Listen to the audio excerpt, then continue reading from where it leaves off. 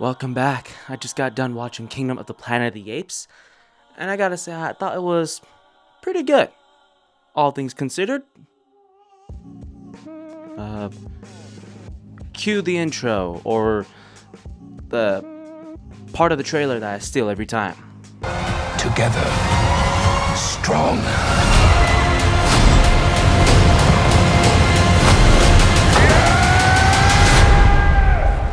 Alright, so this is the fourth installment in the Planet of the Apes series, and I gotta say, I did not see this movie coming. It just kind of came out of nowhere, and, you know, most of the time, that's usually very worrisome, because I didn't hear much about this movie, other than the fact that it started happening, and then it came out.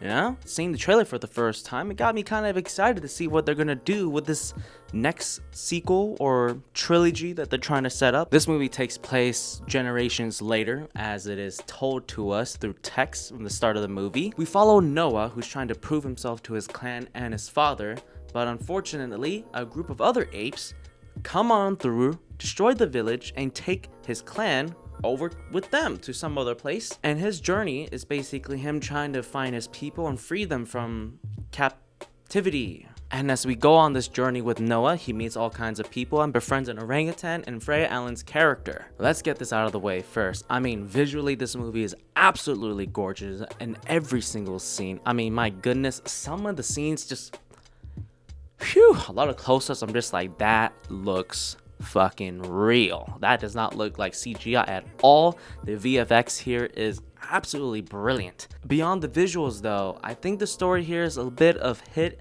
and miss. I feel like this movie didn't know exactly whose story to focus on, Noah or Freya Allen's, or both of them mixed together, and unfortunately trying to mix them together just didn't really work out.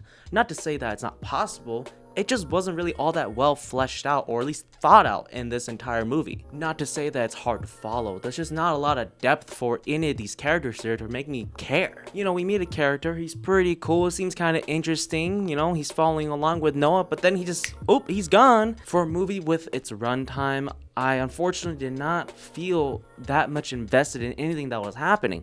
It's cool, but it's written like they're not really setting up another sequel. Now, of course, by the end, you see that they are potentially hinting at another 2 movies for a full trilogy, but it's almost like they were afraid to really give us some more depth with the characters to get us emotionally invested in what's happening. That being said, I am invested with the clan and Noah and what's happening with Freya Allen's character.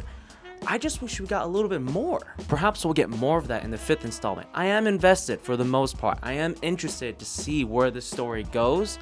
I just hope there is a lot more focus and an emotional depth with its characters and what's going to happen. The villain of this movie is actually kind of interesting because he's sort of presenting himself as a Caesar type kind of thing. Yeah, I mean, he's trying to control and lead all these apes as the new Caesar, which is interesting to see how, as generations go on, things change, things are skewed, stories. As interesting as this antagonist was, unfortunately, by the end, it's kind of lame. You know, there's a lot going on here in this movie, and there's so much potential, there's a lot of setup, there's a lot of questions. Lots of ideas that I really hope are better explained or explored in the sequels. Would I watch this movie again? I don't know. I think a lot of that will depend on the sequels. If the sequels do give us some more emotional depth with its characters and build upon its themes and ideas, then alright, for sure, you'll see me going back to this series. But if not, then I can't see myself wanting to watch this movie again. Although, I do think this movie is entertaining enough for you to enjoy in theaters.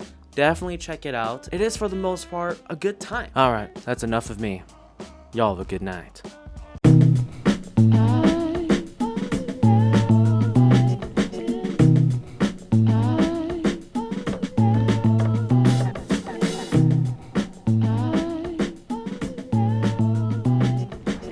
It seems evident from the various studies which have been made that the ready availability of audio